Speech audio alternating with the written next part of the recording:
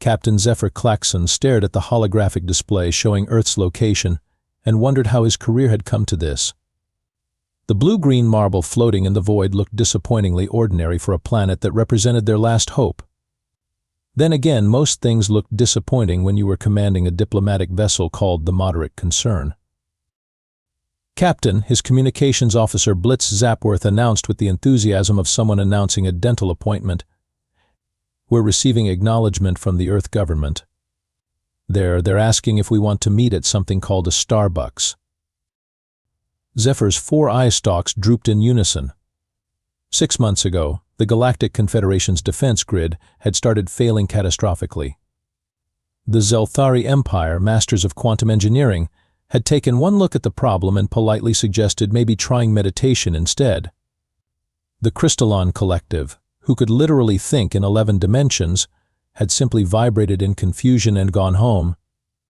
Even the robotic hegemony, who never met a problem they couldn't solve with superior logic and bigger computers, had basically shrugged their mechanical shoulders and recommended turning it off and on again. Which left humanity, the species that had only achieved faster-than-light travel 15 years ago and still used something called duct tape to fix their spaceships. The same species that had somehow convinced half the galaxy they were harmless by sending diplomatic messages that consisted mainly of cat videos and recipes for something called pizza. Sir, Blitz continued, they're also asking if we have any dietary restrictions and whether we prefer regular or decaf. What's decaf? Zephyr asked, already regretting the question. I have no idea, sir, but they seem very concerned about it. Zephyr activated the ship's intercom. Attention, crew of the Moderate Concern. We are about to make contact with humanity. Please remember that these beings are considered primitive by galactic standards. They probably don't even have proper quantum stabilizers. We'll ask them to look at our defense grid. They'll politely decline due to technological limitations, and we'll move on to Plan B. What's Plan B, sir? Asked his engineer. Flux capacitor. Zephyr paused. They'd been so desperate they'd never actually developed a Plan B. We'll cross that bridge when we come to it, he said, using an expression he'd learned from human broadcasts. At least their idioms were colorful, even if they made no sense. The meeting took place at what humans called the International Space Station, which was apparently their idea of an impressive orbital facility. Zephyr had seen bathroom tiles with more advanced technology, but he kept his opinions to himself as they docked with what looked like a collection of tin cans held together with wishful thinking. The first human to greet them was a stocky man with graying hair, wearing coveralls that had seen better decades. Welcome to Earth, he announced cheerfully. I'm Chief Engineer Murphy O'Malley. Hope you don't mind the accommodations, we're still getting used to having actual aliens visit. Can I get you some coffee? Before Zephyr could ask what coffee was, Murphy had already started pouring a dark liquid from a container that looked suspiciously like it might explode at any moment. Now, I understand you folks have some technical difficulties. Defense grid problems, right? Yeah, we've been monitoring your communications for a while now. Hope you don't mind, but when someone's broadcasting in the clear across half the galaxy, it's kind of hard not to eavesdrop. Zephyr's eye stalks twisted in confusion. You've been monitoring our communications? Oh sure, for about 20 years now. Fascinating stuff. We particularly enjoyed the philosophical debates about whether consciousness can exist in a quantum state. Our physicists had a field day with that one. Murphy handed Zephyr a cup of the steaming liquid. Anyway, about this defense grid of yours, mind if we take a look? Before Zephyr could respond, another human burst through the airlock. This one was a woman with wild hair and eyes that seemed to sparkle with dangerous curiosity. Murphy. Are these our new friends? I'm Dr. Petra Volt, xenoarchaeologist, xenobiologist, and part-time baker. I brought cookies. She thrust a container of small, round objects at them. I wasn't sure what you could eat, so I made them with basic proteins and carbohydrates. They're chocolate chip, but I used synthesized chocolate in case you're allergic to cocoa. Are you allergic to cocoa? What about gluten? Do you even have digestive systems? Zephyr tried to process this information while Murphy was already connecting some kind of device to the moderate concern's data ports. Murphy, he said carefully, what exactly are you doing? Just taking a peek at your technical specifications. Don't worry, we're not downloading anything sensitive. Just the basic operational parameters, power consumption, system architecture, quantum field harmonics, dimensional stability matrices, and your entertainment preferences. We don't have entertainment preferences, Zephyr said weakly. You do now, Murphy announced cheerfully. I've installed a basic media system in your ship. Nothing fancy, just access to about 40,000 human movies, 8 million songs, and complete works of something called The Office. Trust me, you'll thank me later. Petra was meanwhile examining Zephyr's equipment with the intensity of someone who'd never seen a shiny object before. Is this a quantum displacement field generator? It's beautiful. Mind if I take it apart to see how it works? Please don't, Zephyr said, but she was already holding some kind of scanner that was making alarming beeping sounds. Oh, this is fascinating. Your technology is so elegantly simple. It's like you've solved complex problems with the most straightforward solutions possible. Meanwhile, we've been overcomplicating everything for decades. She looked up at Murphy. Are you thinking what I'm thinking? Depends, Murphy replied, not looking up from his work. Are you thinking we should completely overhaul their entire system and maybe add some cup holders? I was thinking more along the lines of defensive improvements, but cup holders are good too. 3 hours later, Zephyr was beginning to understand why some species preferred to handle their problems with violence.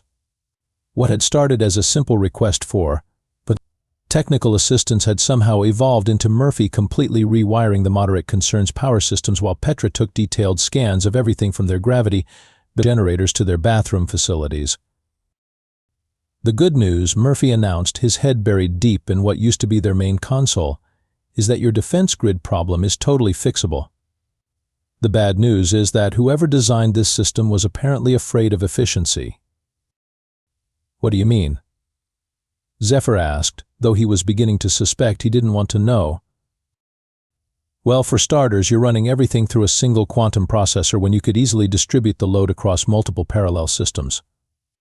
And this power coupling here, it's like you're trying to run a marathon while breathing through a straw. Plus, and no offense, but your security protocols are basically just asking nicely for people not to break in. Petra looked up from her scanner. Also, your defensive capabilities are entirely reactive. You wait for someone to attack, then you respond. That's adorable, but humans prefer a more proactive approach. Proactive how? Zephyr asked, though every instinct told him not to. Before either human could answer, the space station's docking bay filled with an ominous rumbling sound. Through the viewports, Zephyr watched in growing horror as what appeared to be an entire fleet of human warships dropped out of hyperspace. Murphy said conversationally, that would be Admiral Thunderbolt. I called him when you first arrived. Hope you don't mind, but when someone shows up asking for help with their defenses, it usually means someone's planning to attack them. The lead ship was roughly the size of a small moon and appeared to be bristling with more weapons than the entire Galactic Confederation Navy. As Zephyr watched, it launched what looked like several thousand smaller ships that immediately began forming defensive formations around the space station. Murphy, Zephyr said carefully, exactly how long have you been monitoring our communications? Long enough to know that 3 different hostile species have been making aggressive moves toward Confederation space over the past 6 months. The Devourers are massing ships near the Outer Rim. The Shadow Collective has been probing your border defenses. And don't even get me started on whatever the Void Cult is planning. Petra nodded enthusiastically. We've been tracking their movements through hyperspace distortions. Fascinating technology they use, by the way. Much more elegant than our brute force approach to faster-than-light travel. A new voice crackled over the communication system. This is Admiral Rex Thunderbolt of the Earth Defense Force. Permission to come aboard. I brought sandwiches. Zephyr's world was rapidly becoming a place where nothing made sense. You have an admiral named Rex Thunderbolt.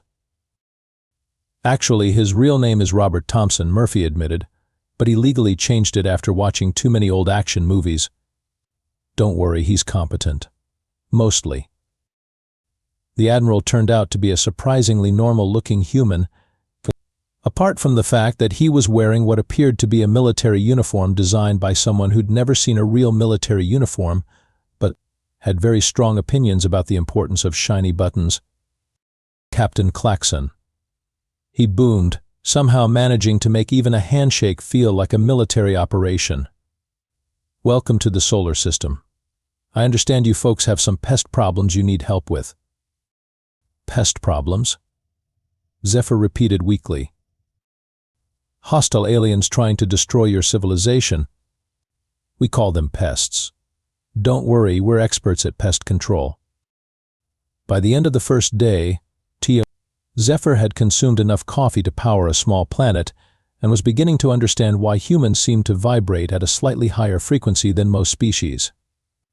He was also beginning to realize that asking humans for help was less like hiring a contractor and more like accidentally triggering a natural disaster. Murphy had not only fixed their defense grid but had somehow integrated it with what he called Earth's early warning system, which apparently included surveillance satellites, deep space monitoring stations, and something called Bob's amateur radio network that covered half the galaxy. The beauty of redundancy, Murphy explained while installing what appeared to be a beverage dispenser in the ship's bridge, is that if one system fails, you've got 17 backups. And if all 18 systems fail, you've got bigger problems than system failures. Meanwhile, Petra had taken it upon herself to optimize their ship's systems with improvements that nobody had asked for. The life support system now included what she called aromatherapy enhancement. The computer system had been upgraded with something called emotional intelligence subroutines, and the food replicators had been programmed with human recipes that included mysterious ingredients like love and a pinch of hope. I don't understand the need for cup holders, Zephyr admitted as Murphy installed the 47th beverage-related modification. Trust me, you will, Murphy replied with the confidence of someone who'd never been wrong about anything. Humans have a saying, the difference between a good ship and a great ship is where you put the cup holders. Actually, we don't have that saying, but we should. Admiral Thunderbolt had somehow managed to turn the simple task of providing security into a full-scale military operation. His fleet had not only taken defensive positions around the space station but had begun what he called proactive reconnaissance of the surrounding systems. Admiral, Zephyr said during one of their increasingly surreal briefings, your ships are conducting military operations in sovereign space belonging to 17 different species. Relax, Captain. We're just saying hello, and maybe asking a few questions about their military capabilities, fleet movements, and plans for galactic domination. Standard diplomatic stuff. That's not diplomacy, that's espionage. Depends on how you look at it. From our perspective, we're just being neighborly. From their perspective, they're probably wondering why they suddenly can't move a single ship without us knowing about it. Petra had meanwhile discovered that several of their systems were based on principles that humans had theorized about, but never actually implemented. This is incredible, she announced, holding up what used to be their navigation system. You've actually created a stable temporal field generator. Do you realize what this means for causality theory? It means we can navigate through hyperspace without getting lost, Zephyr replied tiredly. But the implications. If we can stabilize temporal fields, we can potentially create localized time dilation effects. Imagine the possibilities for defense. We could slow down incoming weapons, accelerate our own response times, maybe even create temporal shields. Please don't give her any more ideas, Zephyr whispered to Murphy. Too late, Murphy replied cheerfully. She's already started working on something she calls chronological enhancements. I'd explain what that means, but I don't think any of us are ready for that conversation. It was during the second day, while Zephyr was trying to understand why his ship's computer had started offering him cooking tips, that the truth began to emerge. He found Murphy in what used to be their engine room, installing what appeared to be a small factory. "Murphy," he said carefully, "what exactly are you building?" "Oh, just a little manufacturing facility. Nothing fancy, just enough to produce spare parts, ammunition, and coffee. You know, the essentials." Murphy looked up from his work. "Captain, can I ask you a question?" "At this point, why not?" "Why do you think it took your people so long to contact us?" Zephyr considered this. "Well, you're a relatively primitive species. Your technology is basic, your society is chaotic, and you still haven't figured out faster-than-light communication." Murphy nodded thoughtfully. "That's what we figured you'd think. Here's the thing, though. We've been ready for this conversation for about 15 years. "Ready for what conversation?" "The one where someone from the galactic community finally asks us to help with something important." Murphy gestured toward the viewports, where Admiral Thunderbolt's fleet was conducting what looked like military exercises. "See, we've been monitoring galactic communications since we achieved FTL travel. Not because we're nosy, though we are, but because we wanted to understand what we were getting into. And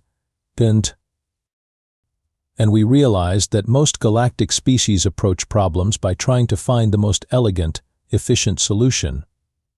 You look for the minimum amount of effort required to achieve the desired result."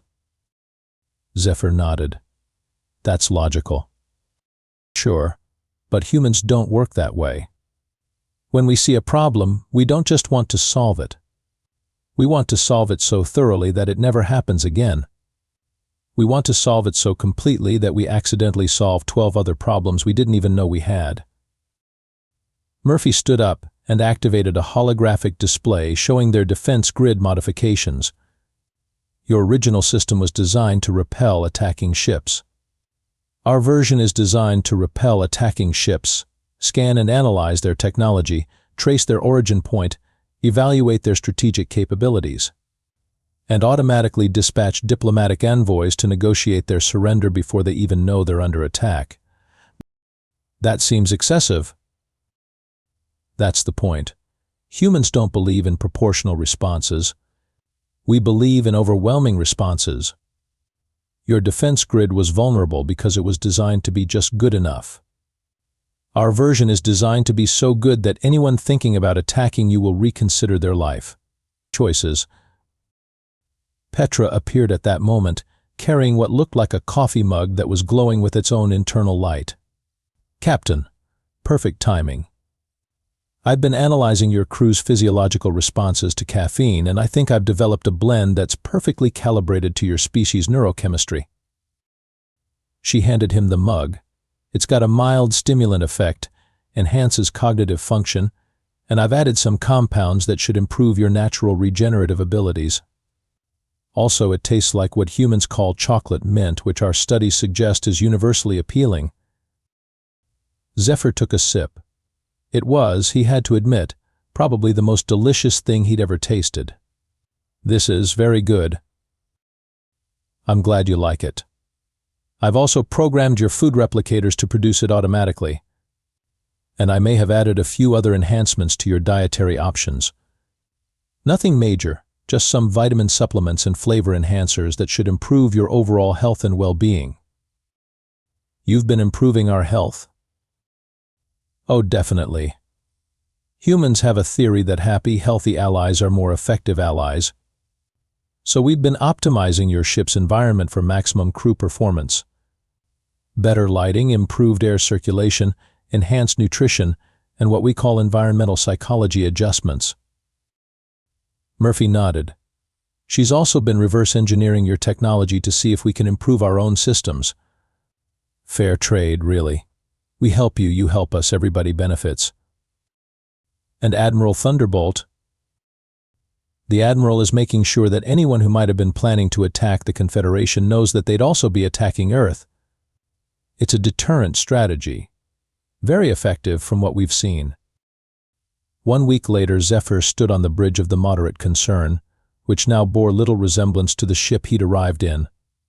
The defense grid problem had been solved so thoroughly that the Galactic Confederation now possessed what Admiral Thunderbolt called the most unreasonably effective defensive system in known space. "Captain," Blitz announced, "we're receiving a message from the High Council. They're asking how we managed to upgrade the entire defense grid in less than a week." "Tell them we asked humans for help," Zephyr replied, sipping his morning coffee from a mug that maintained the perfect temperature and somehow never seemed to empty. "And sir? They're also asking about the fleet of human warships that have taken up permanent defensive positions around our major systems. Tell them those come with the warranty." Through the viewports, Zephyr could see Murphy's latest project taking shape. What had started as a simple repair facility had evolved into something that looked like a cross between a space station and a small city. When asked about it, Murphy had simply said, "Well, if we're going to be neighbors, we might as well be good neighbors." Dr. Petrovolt's research had somehow resulted in technological improvements that were already being implemented across Confederation space. Coffee consumption had increased by approximately 10,000%, and productivity had mysteriously improved by a similar margin. When questioned about the correlation, she'd simply shrugged and said, "Caffeine is a hell of a drug." Admiral Thunderbolt had somehow managed to turn what was supposed to be a temporary security arrangement into a permanent alliance. The Human Defense Force was now officially part of the Galactic Confederation's military structure, which meant that anyone thinking about attacking the Confederation would have to contend with a species that approached warfare the same way they approached everything else. With overwhelming enthusiasm and complete disregard for the concept of proportional response. "Sir," Flux Capacitor announced, "the humans are requesting permission to install something called a Improvement and Optimization Center on our homeworld." "What does that do?" Zephyr asked, though he'd learned to be wary of human explanations. According to their proposal, it would enhance quality of life, improve technological capabilities, and provide ongoing support for continued development and growth. And they're also asking if we'd like them to take a look at our transportation systems, communication networks, and economic infrastructure. Zephyr closed his eyes. In less than a week, humanity had gone from being a barely known species on the galactic periphery to being intimately involved in the inner workings of Confederation society. They'd solved the defense grid problem, improved ship efficiency across the board, introduced a beverage that was apparently mildly addictive but significantly beneficial, and established a permanent military presence that made the Confederation effectively unconquerable. "Sir?" Blitz prompted. "Tell them yes," Zephyr said finally, "and ask them if they have any other ideas for improvements." "They've already sent a list, sir. It's quite comprehensive." Zephyr opened his eyes and looked at the data pad Blitz handed him. The list included items like galactic internet, standardized coffee distribution, improved interspecies communication protocols, and optimization of planetary defense systems. At the bottom of the list, someone had added a note, "These are just the preliminary suggestions. We're working on the big ideas." Zephyr had a sinking feeling that the Galactic Confederation was about to discover what humans meant by big ideas. On the other hand, their defense grid had never worked better, their ships had never been more efficient, and he'd never felt more alert and energetic in his entire life. "Captain," Murphy's voice crackled over the communication system, "we've been thinking about your faster-than-light travel systems. Mind if we take a look?" Zephyr looked out at the growing space station, the fleet of human warships, and the steady stream of ships arriving to experience what was already being called the human upgrade package. "Why not?" he said, raising his never-empty coffee mug in salute. "Welcome to the galaxy, humanity." After all, they'd asked for repairs. The humans had simply interpreted that as a request for comprehensive improvement of galactic civilization. It was, Zephyr had to admit, a very human way to handle the situation.